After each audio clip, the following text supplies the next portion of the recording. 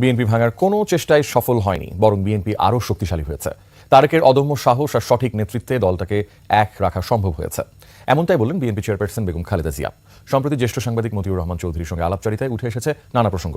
এদিকে 7 বছর পর 21 ডিসেম্বর রাজধানীতে মুক্তিযোদ্ধা সমাবেশে সশরীরে কোনো রাজনৈতিক কর্মসূচিতে যোগ দিতে যাচ্ছেন বিএনপি চেয়ারপারসন। আকবর হোসেন সুমনের রিপোর্ট।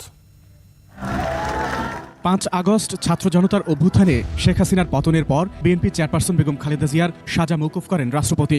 মুক্ত হয়ে প্রকাশ্যে কোনো অনুষ্ঠানে দীর্ঘদিন পর তাকে দেখা যায় সেনাকুঞ্জে সশস্ত্র বাহিনী দিবসের অনুষ্ঠানে। সাংবাদিক মতিউর রহমান চৌধুরী ফিরোজা গিয়ে কথা বলেন বেগম খালেদা জিয়ার সঙ্গে। দেশের রাজনীতি প্রসঙ্গে বিএনপি ভাঙার চেষ্টা সফল হয়নি, বরং শক্তিশালী হয়েছে বলে মন্তব্য করেন খালেদা জিয়া।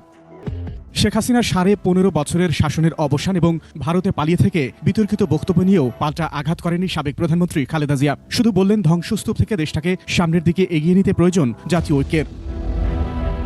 তারেক রহমানের দেশে ফিরে আসার বিষয়ে সঠিক সময়ে সঠিক সিদ্ধান্তের ইঙ্গিত দিয়েছেন বেগম খালেদা জিয়া।